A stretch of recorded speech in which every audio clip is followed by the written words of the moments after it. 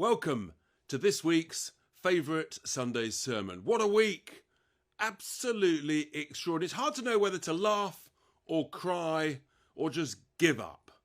But actually something remarkable has happened this week. Yes, the lefties who don't like it if you have a different opinion from their establishment globalist consensus, they've exposed themselves in their full dictatorial glory in none other than Brussels, the home of the European Union. Yes, this week was when there was a conference by some people who had right of centre political views that some might call conservative views.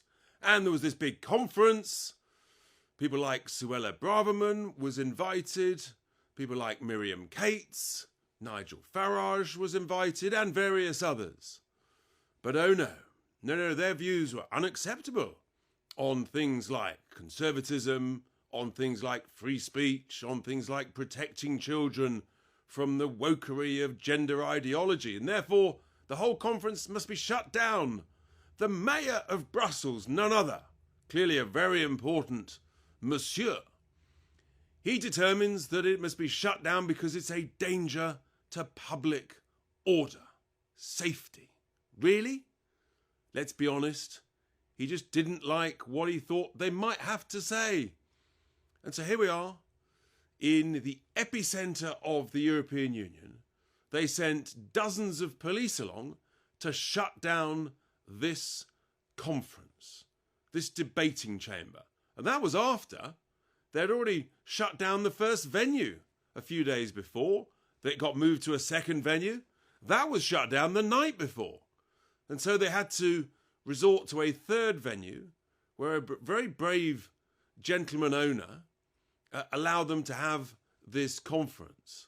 And hopefully he will receive lots of business in his establishment from people in the future for having the courage to stand up for free speech.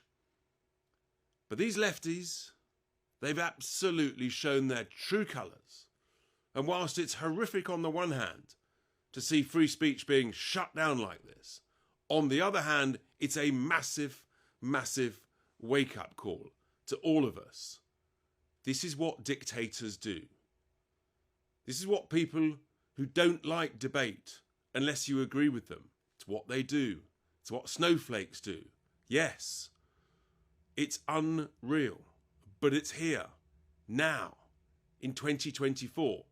And this just a week after they've done a similar thing in Scotland. Yes, should you have the temerity to have a view that might offend someone, even in your own home, then it's a hate crime that can be reported to the police Scotland. And they've had, I think, last count, some 10,000 reports in the first couple of weeks or so. Another massive assault.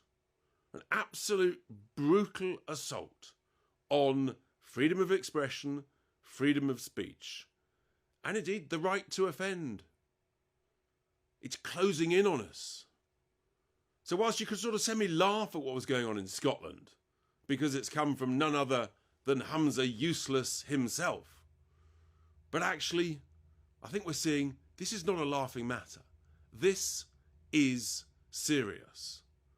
But now we know what they're up to. And it's completely and utterly outrageous.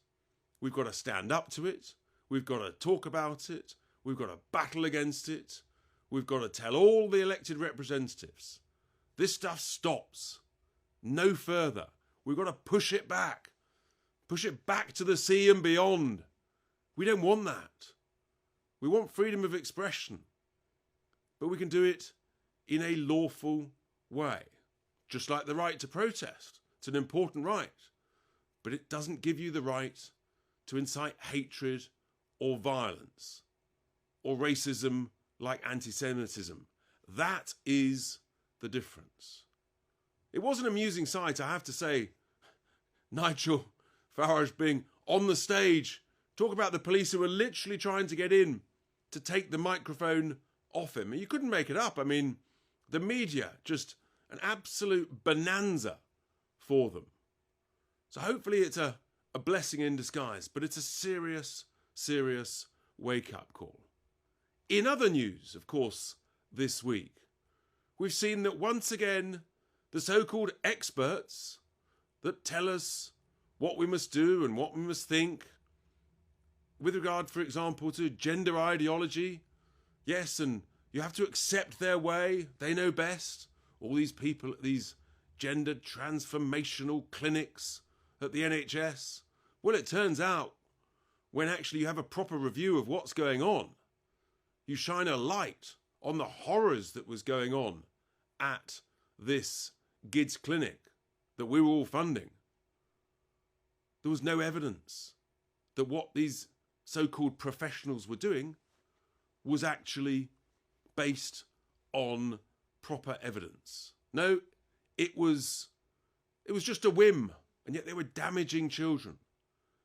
And can you imagine? I mean, the basic premise of medicine is do no harm. And yet 6 of the 7 groups of professionals asked to provide evidence to this inquiry.